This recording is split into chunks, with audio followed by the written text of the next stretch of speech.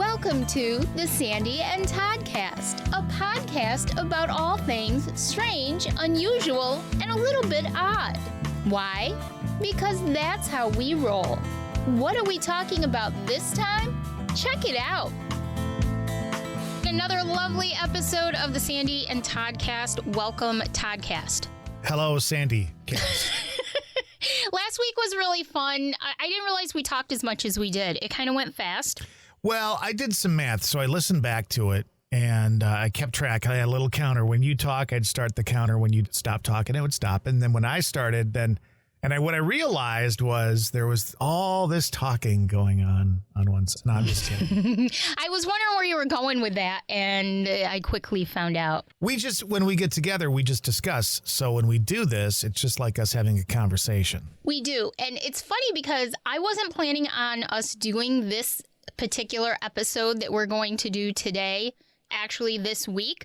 But then something really strange happened to us this week that we're going to kind of segue from the beginning of this episode into the second half of the episode and discuss that. Something totally unexpected that actually is turning out as a good thing. It's very good, but it kind of reminded me of the Amityville Horror case as we were going along.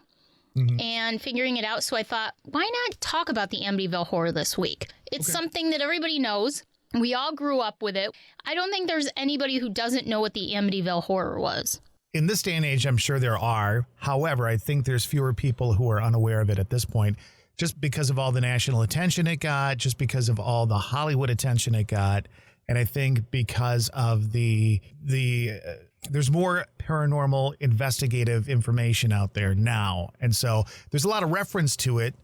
So people who weren't around when this stuff kind of came out in the mid to late 70s, at least have seen references of it in several movies over the years. And I think also that whether you believe that it actually happened or you believed it was a big hoax, that any kind of discussion about it is going to elicit more talk about it, is going to make more people aware of it. And I do think, regardless of whether you believe it's true or not, I think it's very important to the evolution of paranormal research. And I mean, Ed and Lorraine Warren were involved in it. Hans Holzer was involved in it at one point. And I'll talk a little bit about that in a few minutes. But some of the big names in paranormal research over the years were actually involved in this case. This was huge. So whether you believe it was true or not, it really helped in the evolution of paranormal research. Right. And for me, I mean, it really was the door that opened, and I mentioned this in the last podcast. This was the event, this was the book, this was the movie that really started my awakening to finally believing that some of this stuff could be true, that some of this stuff does go on, that what we see, hear, feel, touch, smell on a daily basis isn't necessarily all that's going on out there. And as you're growing up and you hear bumps in the night and you're thinking of the monsters under your bed or in your closet, or you watch a spooky movie with the family and you go to bed and you don't sleep for days, and your parents say, there's no such thing as a boogeyman. You know, the truth of the matter is, there probably is something, and everybody's boogeyman is a little different. But for me, it was kind of the door that opened my eyes to a lot of new stuff. Well, it's terrifying.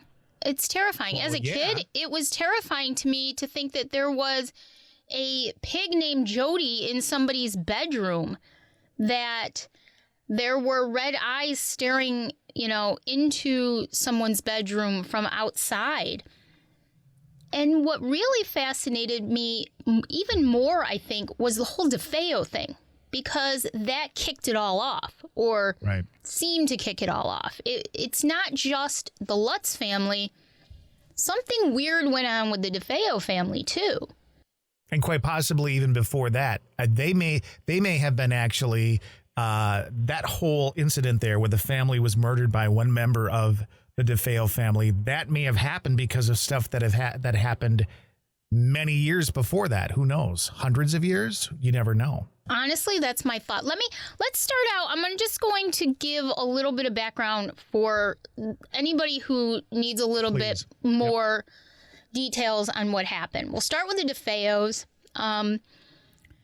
The DeFeo family consisted of Ronald DeFeo Sr., he was 44 years old, Louise DeFeo, his wife, she was 42, Ronnie Jr. was 23, they called him Butch.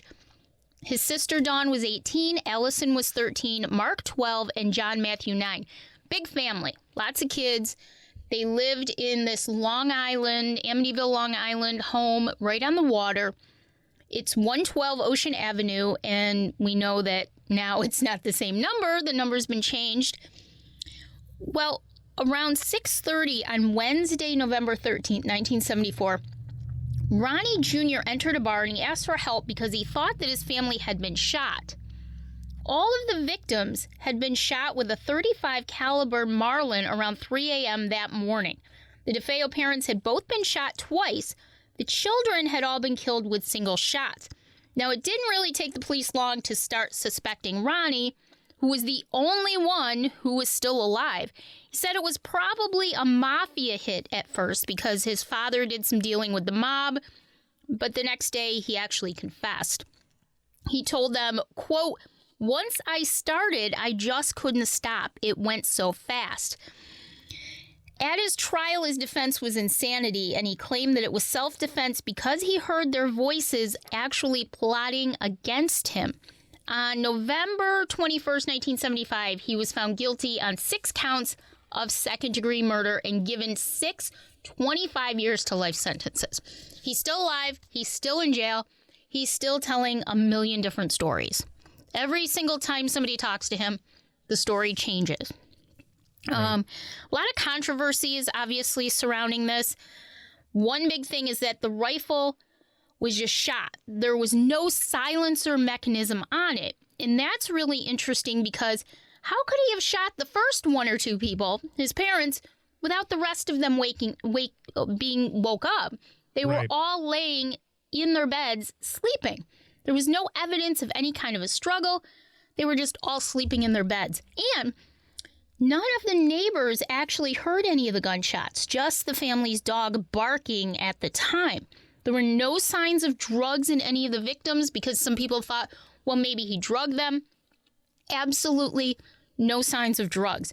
There's no clear motive to this day. Ronnie has given several different versions of the murder, including one where he said his sister Dawn actually killed her father. Then their distraught mother killed the rest of the siblings, and that's when he says he killed his mother. The rest of the versions were just as crazy. There's several of them.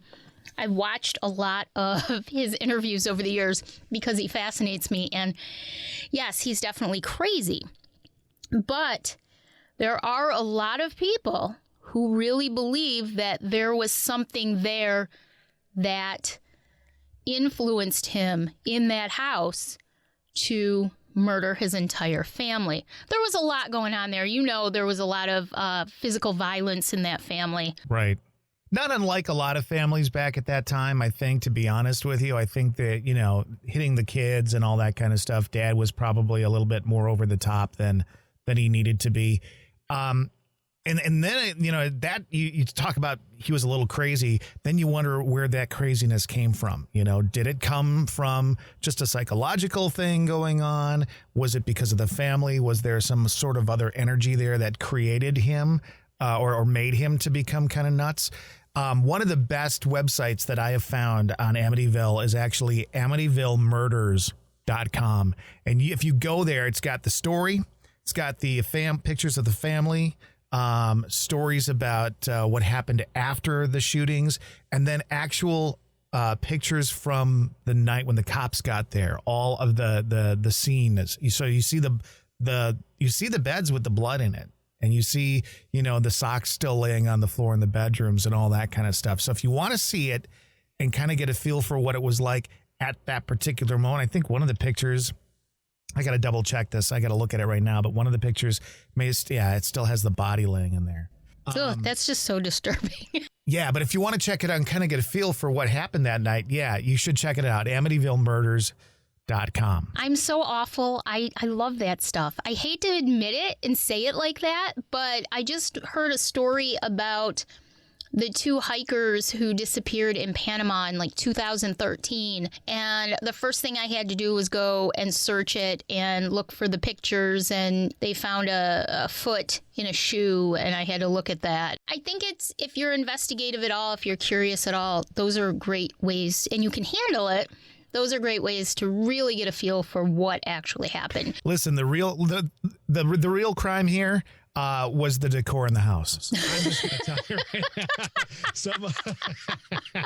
Some of that wallpaper, I love that time period, but holy shit. The wood paneling and the linoleum floors and the shag carpet. And how about the sofas with the deer scene on it? The velvet. That's gorgeous. Oh, yes. I mean, it screams 70s. If you want to see a house that screams 70s before there were screams of murder, check out the Amityville And that was house. a big deal back then. These people had a little bit of money. You know, they're living in Amityville on Long Island. Right, in a large house. It was a colonial house, so it was not small. It had a full third floor, and that's where apparently Ronnie had his bedroom and blah, blah, blah, blah, blah. But yeah, I mean, they did have a lot of money. They had a lot of nice things. So then, like, your question again, what happened there? What happened with Ronnie that this took place? Why didn't the other family members hear it while these shots were going off? Yes, it was a large house, but I mean, you would think a gunshot would ring out pretty loudly. And the neighbors, because of the situation of the house, okay, when the house was built, it was not built like a normal colonial wood with the wide section facing the road. It was actually built the other way with the shorter edge so that less land would have to be purchased in order to place it there. So you could buy a smaller lot, save a little bit of money, put more money into the house. So literally the driveway for this house and the driveway for the house right next to it butted up next to one another. They were almost one driveway. That's how close these houses were kind of wedged in together. How did somebody in the next house not hear it? I can hear where I live. I have houses very close to me on the side. We have a beautiful backyard, but we're very close on the side. Your Right. typical, suburban home. And I can hear when they take their garbage out. I can hear when their TV's too, you can hear these things. How can you be that close to somebody and not hear anything? There are a lot of ideas that float around. I think that the fact that they did toxicologies and found no drugs, no alcohol, Very nothing interesting. Yep. is very, very interesting. I'm one of those people that's very, as immersed in the paranormal as I am, I tend to be on the skeptical side. I tend to feel as if we need to eliminate everything else before we actually start to think, hey, there could be something paranormal going on here. Yeah. I do that with everything that happens, everything we experience.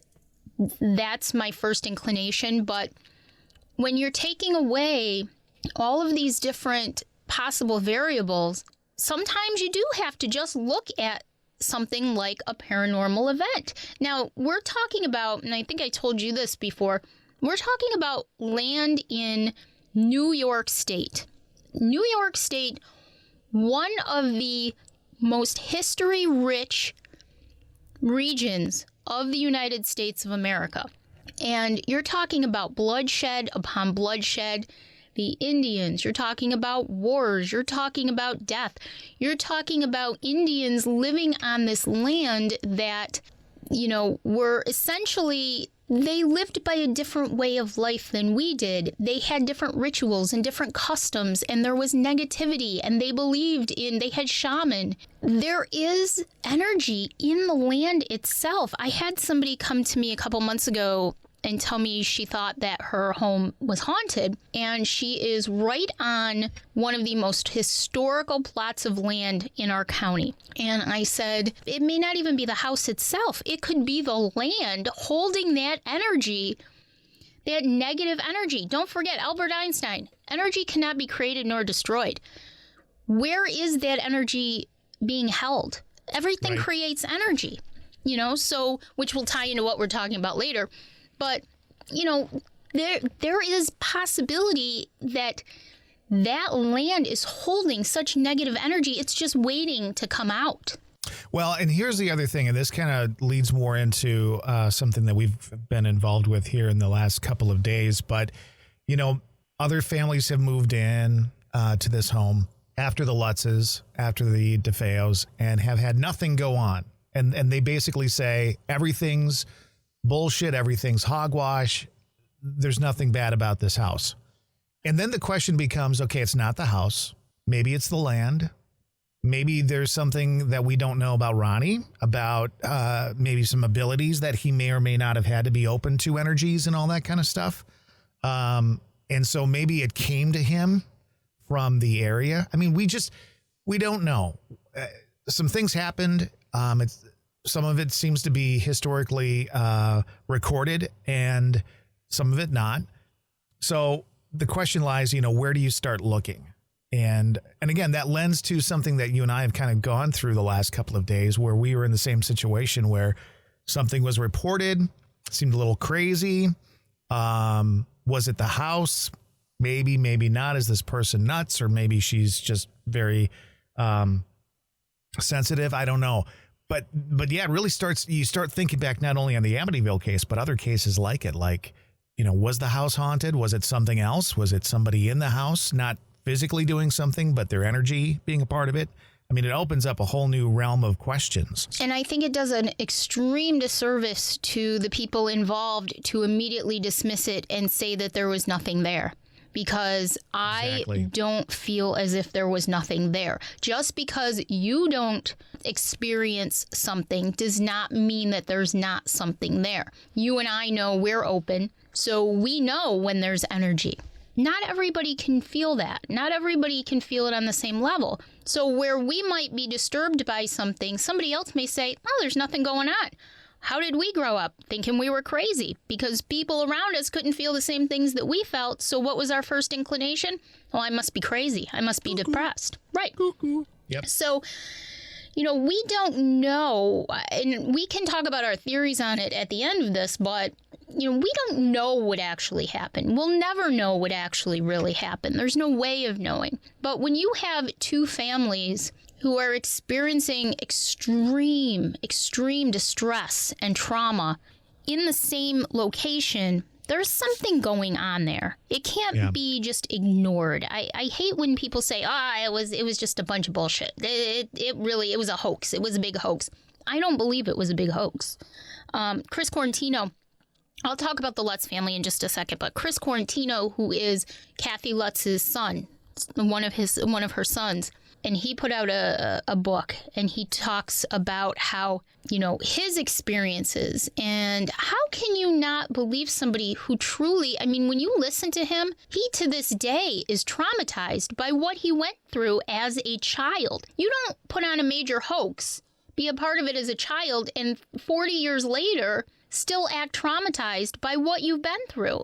And not just from the paranormal realm. There was abuse and stuff going on in the family, which may or may not have helped fuel all the other stuff going on. Yes. It's all... Okay, well, let me talk about the Lutz family real quick so we can fill everybody. Let's talk about the Lutzes. And now the Lutz family. So the Lutz family bought this house in December of 1975. George and Kathy Lutz. They got it for what they considered to be a bargain price at the time, $80,000, which in essence, it was an extremely reasonable price. The property not only had the large house, but it had a pool and a boathouse, and it was on the canal. On Long Island, at that time, $80,000 was just unheard of. And that price basically was based on not the fact that the house was in disrepair or anything like that. It was based on the fact that there was a huge, very televised, very, very well-known murder in the house. Exactly. Multiple killings in the same house. So the couple had just gotten married. They were really excited. They thought, oh, this is our dream house. First problem right there. They didn't know what they were in for after that. It was all downhill from there, right? But they had their dog Harry with them, and Kathy had the 3 kids from her previous marriage, Danny, who was 9, Christopher Quarantino, who was 7, and Missy, who was 5.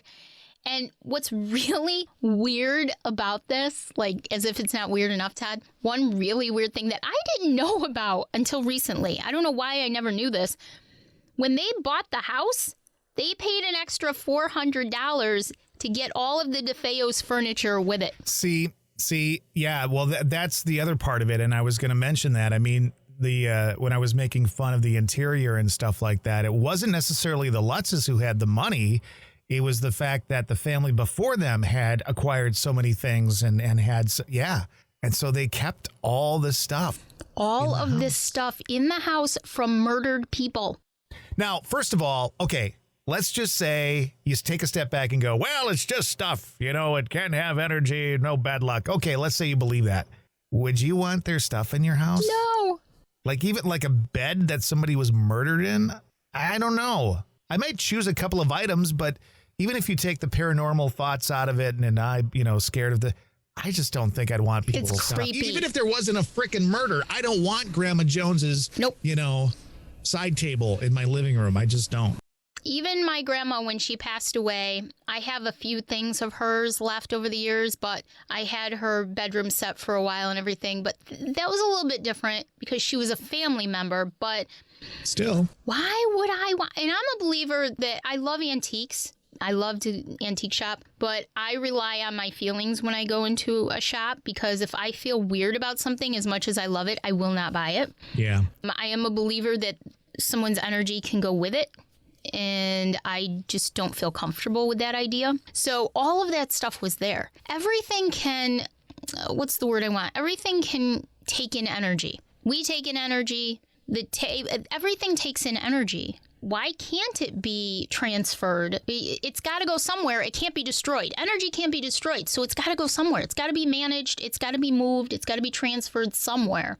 So why can't it go with belongings? I would never have done that. And they went into the house knowing full well what had happened. I just would not have done that. And especially when we found out that they weren't very religious to begin with. So, I guess I can understand. George was non-practicing Methodist.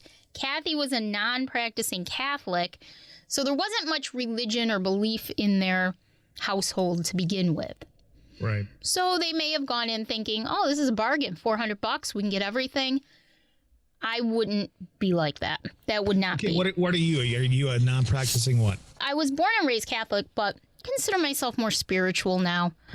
I still hold some of my Catholic beliefs.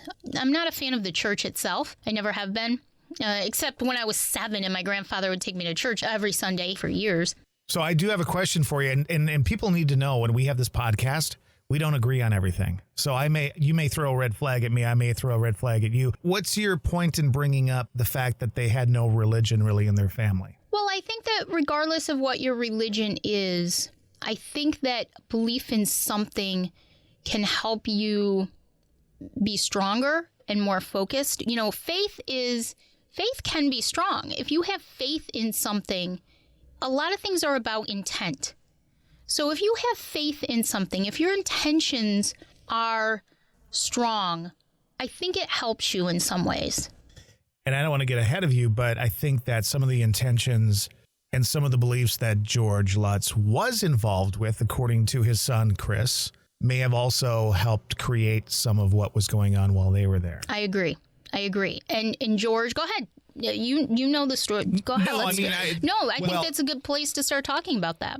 Well, apparently, according to Chris, the individual that you were, the son that you were talking about, who lived his life there as a child and kind of went through what was going on, a lot of people took aim at the family saying they were making this stuff up. And Chris has come forward and said, here's some of the stuff I went through. And his take on it, my understanding of his take on it, is that George, in his library and the books that he read and the things that he kind of held true, got into a lot of dark magic kind of stuff. And it's possible that George was actually practicing some of that within the house and actually brought some of that stuff into the house because of the things he was reading and the rituals he was doing and because of his energy in general. So, there's where I stay. Okay, so the DeFeo family had its tragedy.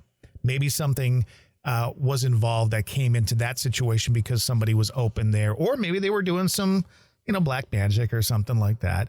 And then another family, other than the Lutzes, could have moved in. You and I could have bought the house together if I wasn't like 5 at the time.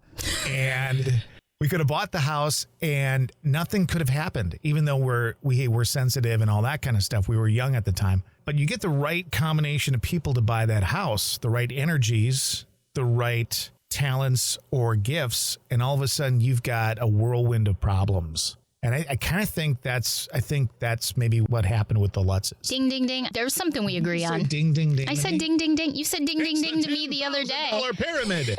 Here's your host. We need a sound effect. But you did that to me the other day, so I figured I'd do it to you. But yes, I don't for a second believe that negativity wasn't involved in this. My thought is, and I'm big on energy, my thought is that in some way, not only did Ronnie DeFeo, I look at it as a perfect storm. Ronnie DeFeo may or may not have been open. I think possibly he was. And I'll tell you, part of it, I think, is because of the physical, emotional, and mental abuse going on in that family. Yep. And there are many, many stories that are actually documented of the abuse that went on in that household. The mafia actually was involved. I want to say that Ron Sr.'s sister was married to somebody in the mob. And so there was a lot. Ron Sr. himself owned a car dealership, which I feel like, just you and me, just between us, I feel like there was no way they could have, and everybody else, there was no way they could afford that home at the time. If there wasn't something, yes. If there wasn't something else going on there. God only knows what those kids were actually privy to. And I feel like it was the perfect storm in that situation. Ronnie was probably open, at least to some extent. You've got all of that abuse. Under pressure from other family members outside the immediate family to do something. Right. Who knows? And I think, my feelings, but my feelings are that if there was something extremely negative to begin with attached either to that house or that land, that somehow he invited that in. He invited that in because you can't explain away the fact that this man shot 10 times with a house less than 15 feet away and nothing but a dog barking. And not one person heard it. Not one person heard it in that entire neighborhood. We just Google Earthed it last week. We see how close those houses are. I really, truly feel like it was invited in. I think that when it came to Kathy and George and the kids, I really believe Chris Quarantino when he says that George was doing something. George was doing something. It invited it in. You and I could go to a home, and if we're not allowing ourselves, we've learned to put up walls. We've learned to block things because we have to. It's survival. But if we're not inviting it in, it's not going to be able to come in. In the Catholic Church, demonic possession is usually weak people who mentally, physically, emotionally are going through something that makes it easier for them to be preyed upon. You're somehow inviting it. You're allowing it in. I think that George did. I think that Ronnie Jr. did. That's why a lot of times in the next several years, people weren't having issues. They weren't in that same mindset. They weren't in that same type of world as those two families were in that allowed that negativity. The energy didn't go anywhere. I'll tell you right now, the energy is still there. But it can't feed on anybody because they're not allowing it to. There's not a perfect storm going on. Do I think in 10 years somebody could come in there that allows it and you'll have the same situation? I sure as hell do. I really feel. Do you think the energy there, but do you think it's tied to the house or do you think it's tied to the area? Or what? I've gotten a feeling with the land. But I'll tell you what. I feel like it's always been tied to the land. Mm-hmm. But when the DeFeo situation happened, it took over that home. It took over the home. Because now you've got trauma. Now you don't have trauma just on land, not in land. Now you've got trauma within a structure. It's going to be in there. I bet if you and I walked in there, we would have to sit down because it's still in there. Well, yeah, especially if all that really bad furniture and paneling were in there. We'd have to go in blindfolded.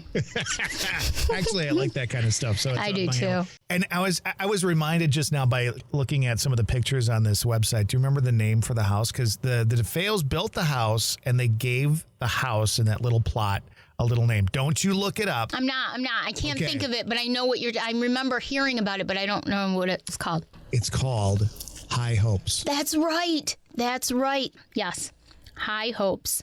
Like somebody said, okay, we're going into 2021 and a lot of people go, this is my year. I'm going to do this, this, and this. And somebody on Twitter, I think, said, okay, nobody claimed 2021 is theirs. Let's walk in really slowly, take a look around, and just take a couple of breaths before we determine that this is going to be our year, because we don't know quite. I'm not taking anything for granted. High hopes. Right. You build a house and you call it High Hopes. You're screwed right there. Yeah, you've done yourself in to begin with. But yeah, I seem to remember, because I've done a lot of research over the years on this, not recently, but I seem to remember that it isn't the only weird things that have happened in that area, though. Okay, so I think there were a few drownings that were kind of suspicious and weird.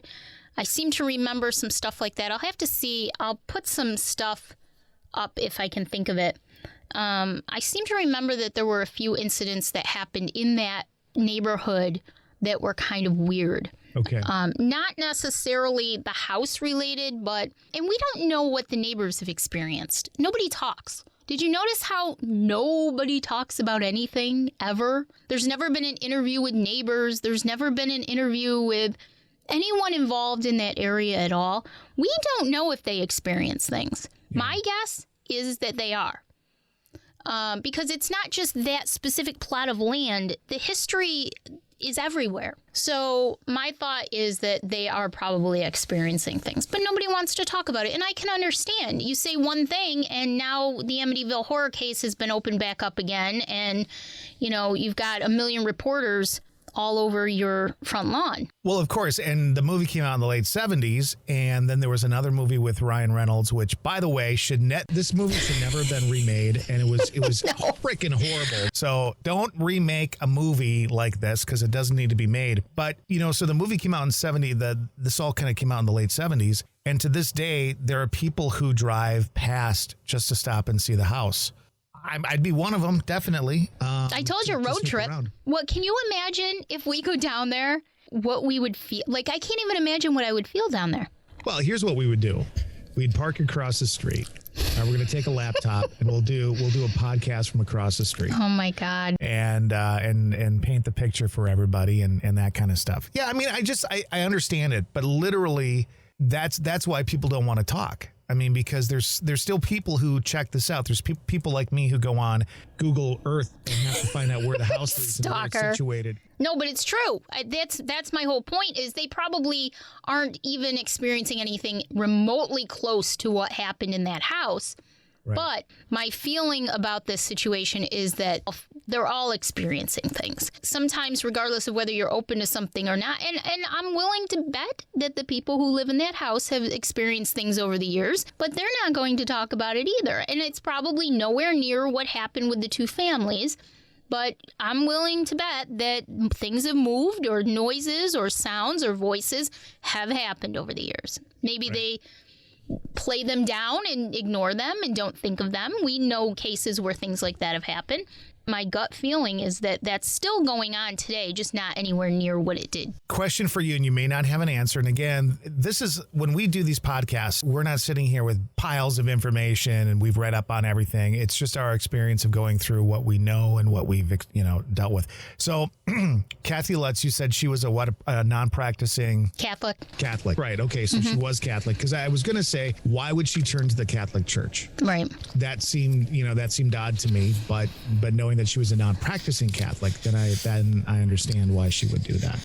And there's always been something about George that didn't sit right with me. He was involved in a lot of paranormal conventions and podcasts over the years. And there's something about George that didn't sit right with me. Not necessarily that he was making this stuff up. He was more... He never took responsibility for what he knew he did to make those events actually come to fruition. That's it. Right there. I've always felt like, okay, maybe some of this stuff that we have heard about has been exaggerated, but if something did happen there, that's my gut feeling on it. That's my feeling on it. But I think he's never said, okay, this stuff did happen. Right. And that brings up a couple of points. Number one, I don't believe that, and most people accept this idea, not everything that was in the books or the movies actually happened. Kathy and George would even go on to say later on that It was, I mean, it's movies, it's entertainment, right, you know, right. they've got to make money. So some of it was exaggerated. Some of it was kind of thrown in there to make it, but the main ideas have always remained the same. There's never been too much variation on the main ideas and the main stories. I remember watching, you remember Phil Donahue. How could you forget Phil Donahue? I know. I loved him. I really did. I still do. I love Phil Donahue. You know who he's married to, right? No. Oh, that girl. Yeah, that girl is right. Yes. Yeah, Marlo Thomas. Marlo yes. Thomas. Yes. Yep. I used to watch that show too. Right. We're so old. But I watched, he had the Lutzes on one of his shows once. And this followed them. A lot of people don't realize that this actually followed them after they moved. They moved to California. And I remember vividly Kathy saying that they came out of their apartment, their apartment one day, and they had bicycles, and there were like snakes wrapped all around the bicycles. And they were in a place where you wouldn't normally see, they were poisonous snakes. Things like that would happen to them for quite a while after they moved. Like just things that wouldn't happen to a normal person, strange events would happen to them. So Kathy believed that, Kathy I think died in the mid-2000s from cancer, but they divorced in the late 90s, I think, but they stayed friendly with each other. But yeah, she would tell stories about how this thing actually followed them. They would still get negative things happen to them, strange things that wouldn't happen to anybody else, but they would get it for quite a while. So it's an interesting case. I don't necessarily, if you don't look at the movie and the book, it's a lot more intriguing for the paranormal world than, you know, if you take the entertainment out of it, which a lot of people don't. A lot of people want to go by what the movie and the book did. Yeah, I doubt there was blood oozing out of the walls. No. I doubt that happened.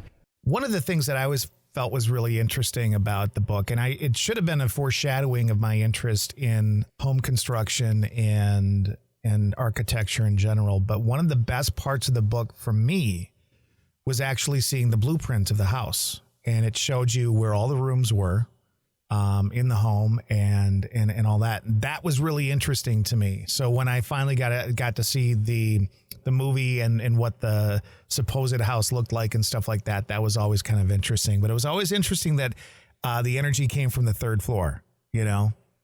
Yeah, because that's where the kids saw Jody. That's where they saw the eyes looking in, the red eyes looking in at them. That seemed to be the focal point. Do you remember the picture? And I love and hate this picture at the same time. The picture that was taken, I think, on the second floor landing of the little boy looking. That was with the Warrens, wasn't it, during one of their investigations? That was because Lorraine said she told them to take a picture because she felt something. At the top, they asked her to go up the stairs and see what she felt. And she said, take a picture now.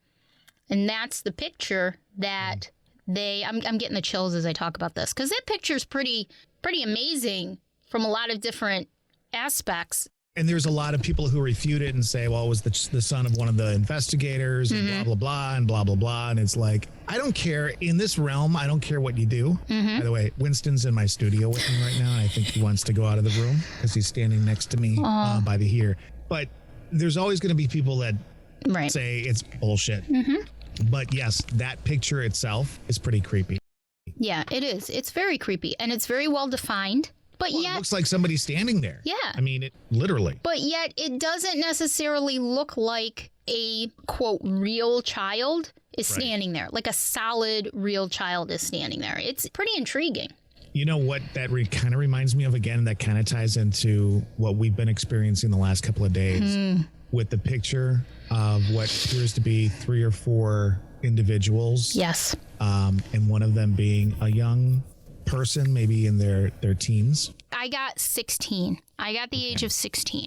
And I've been told by somebody else maybe between 15 and 17. So guess what? 16's right there. Yep. Right? So that would work.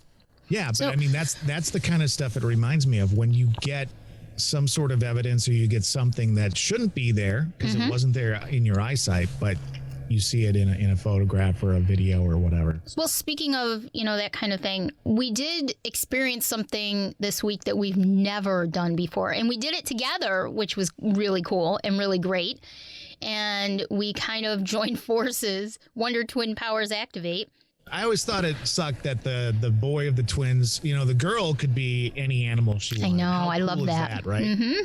And the other guy could be freaking water. I know. It's true. I loved what a sucky Sheena. thing to have. Wait, Sheena, and what was his name? Not Sheena, was it? I thought it was Sheena. Are you looking got it a up? computer in front. Yeah, let's look it up. You want me to, or do you want to? I will. All right. So you can start telling the story while I look up the Wonder Twins. All right. So this was what day? Tuesday or Wednesday? Tuesday. I don't remember it. I don't even know. So Zan is the boy. Zan. And Jaina. Jaina. Okay. And they had the monkey. I think the monkey's name was Gleek or something. Yes, it was. It was something like that. And I always wanted to be the cheetah. I thought that was like so super cool. Well, I mean, I certainly didn't want to be the guy. You could be a bucket of ice. Cubes. What the hell? But in the end, they worked together and they solved the problem. Yeah, I think she did most of the work, though. He could become a sheet of ice and somebody slip on and fall on their ass or something, What can I saved say? the day. I became a bucket of ice cubes. So he was a glacier once, I think. This is the most ridiculous.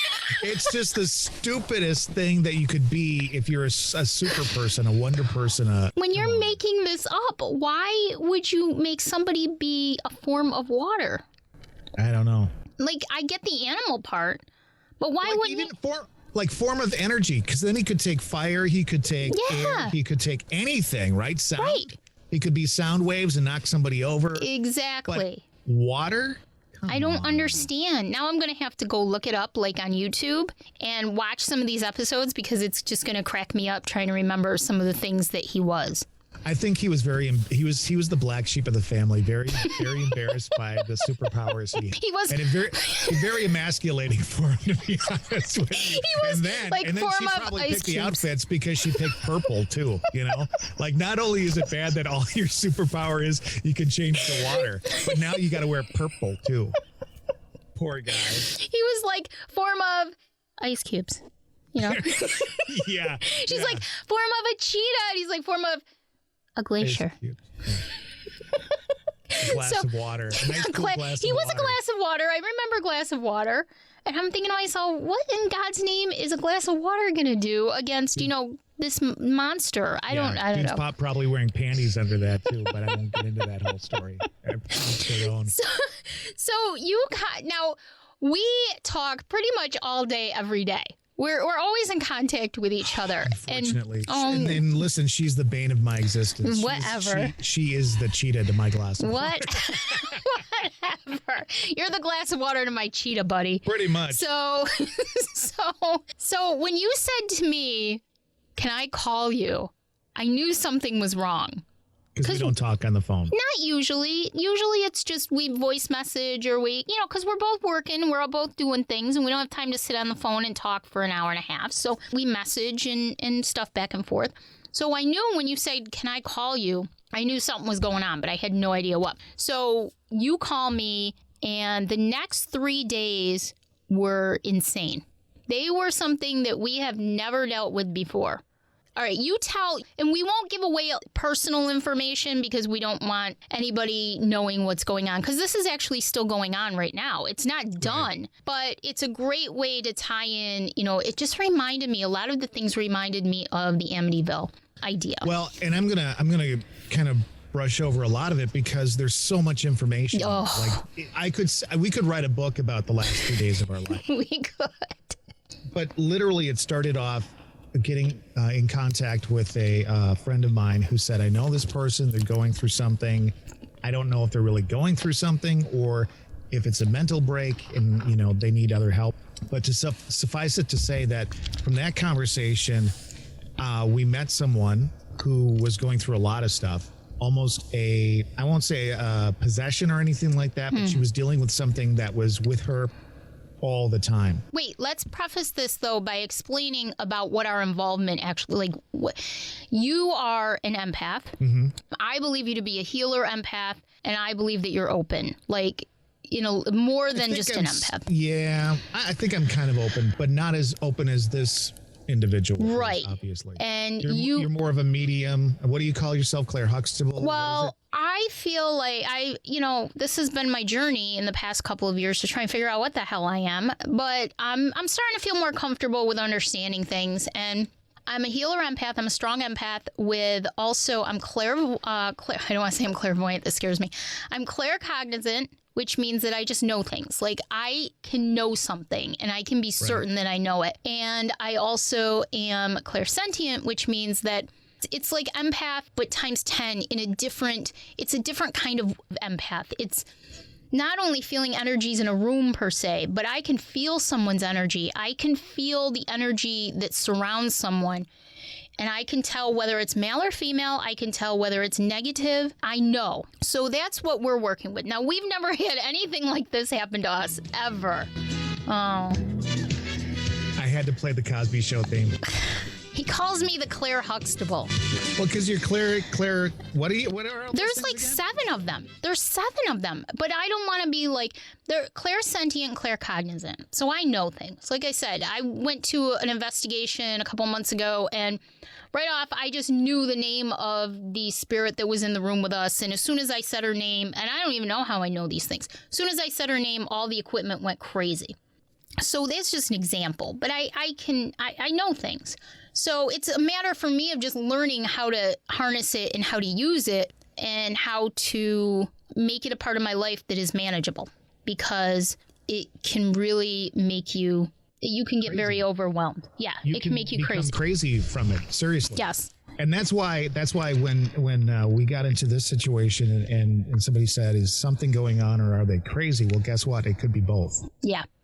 If you're dealing with an individual who is very open, but doesn't know it and doesn't know how to control that, yeah, guess what?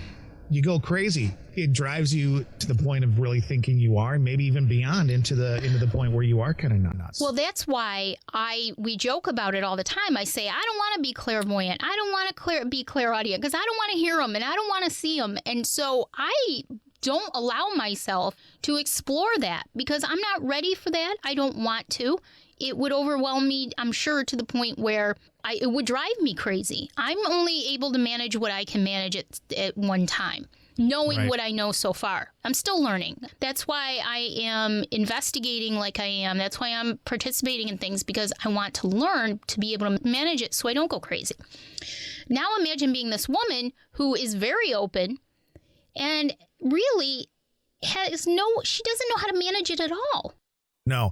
And the thing is that she's had experiences her whole life, but because others thought she was crazy and because she thought she was crazy, she never tried to manage it. And so what happens to individuals like that, or at least in this case, is things came to her, energies came to her for whatever reason. We may have some speculation on that. And she's overwhelmed. She's at a breaking point right now. And so I got called in and brought you involved into it and really wasn't sure what we were dealing with here. We started off thinking we were dealing with one thing because of how she was describing her situation and what had happened. But I think we handled it well in that we looked at her side of the story as just one very small facet of it. Her experiences and what she thought and her assessment of it as one facet. And then we started digging a little bit. We used your ability to kind of feel out what was going on. We used my gut reaction. And we got some other people involved who did some research and investigating and all that kind of stuff.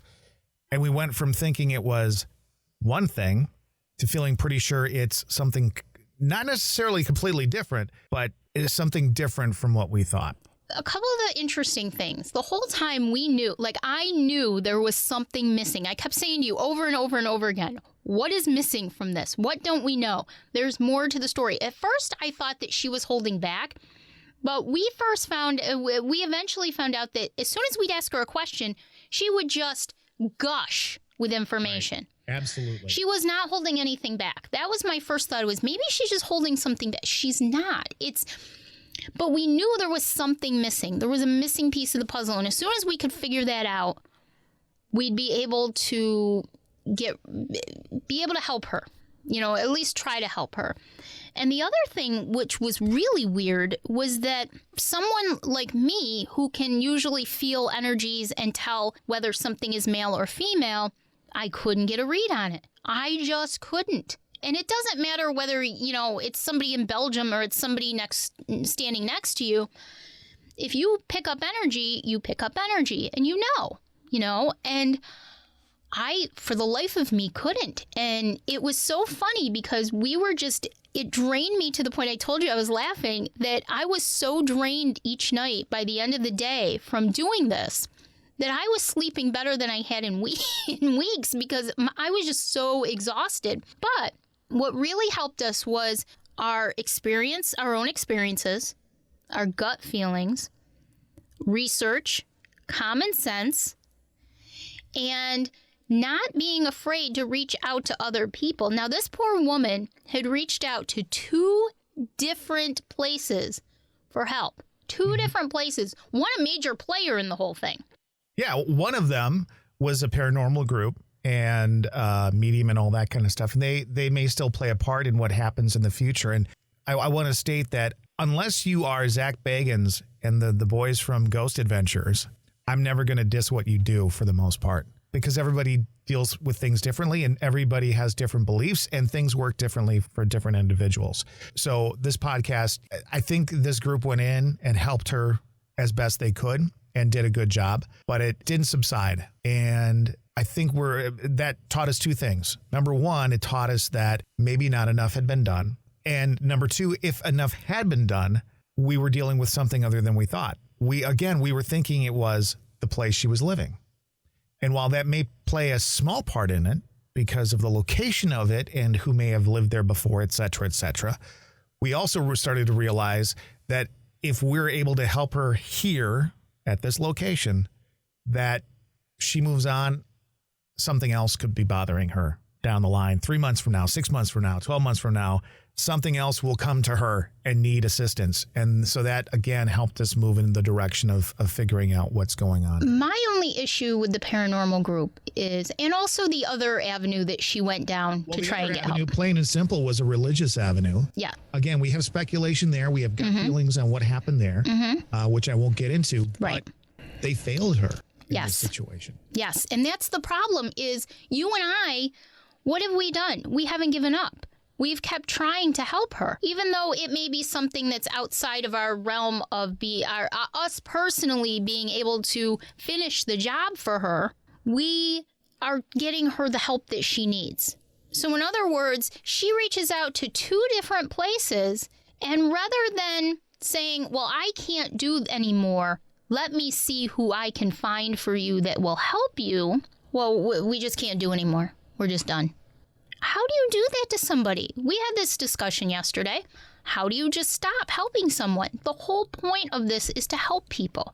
If you're just going to go into a place... For us, it is. For us. If your group is a group that just goes in and plays with instruments and, that's great. That's fine. But when somebody comes to you in obvious distress, that's not the same thing as going into a restaurant and playing with instruments. That's something different. Somebody is in distress. You need to help them. And if you can't help them, if it's beyond you, then you need to find them the right kind of help. I have a big problem with this poor woman who she sent us videos, she sent us pictures.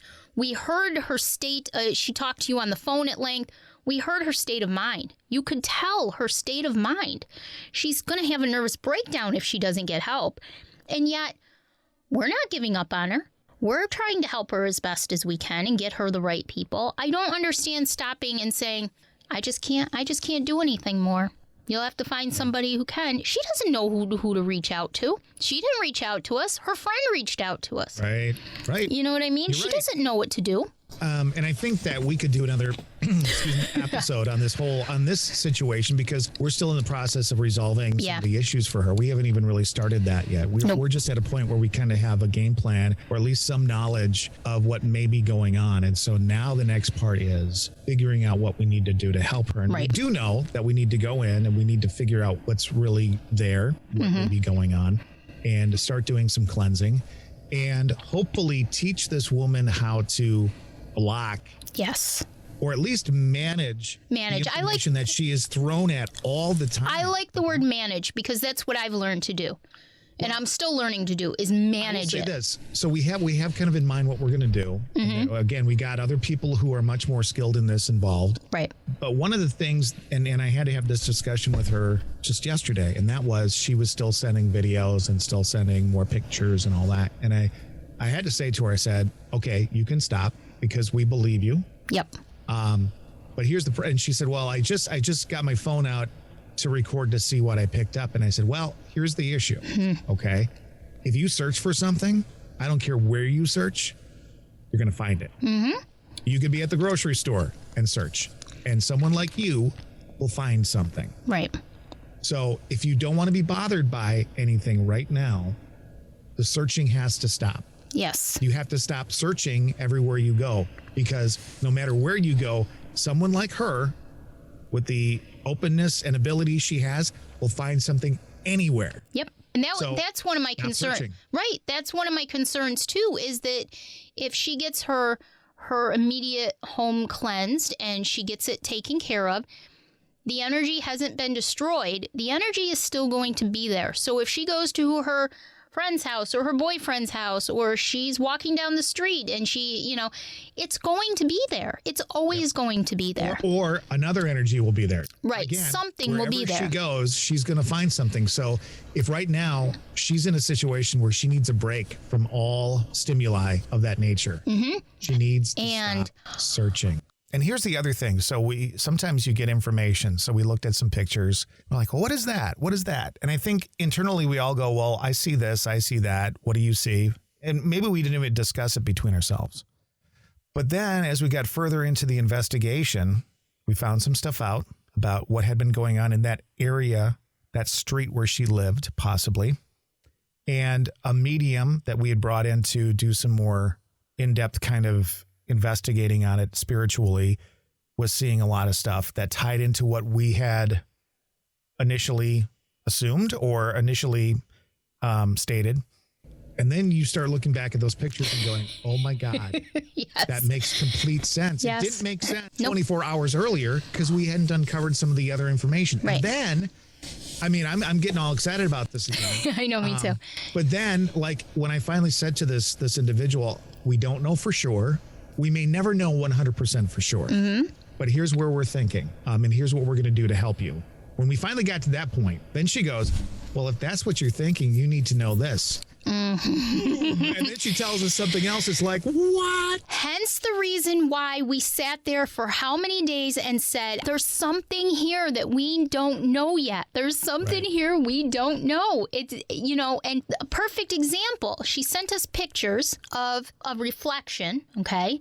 And she labeled it 1, 2, 3, 4.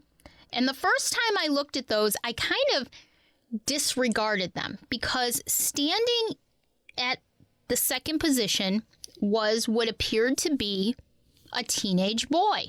And I thought, well, you know what? It's probably her. It's probably somebody who was there because it was very well defined.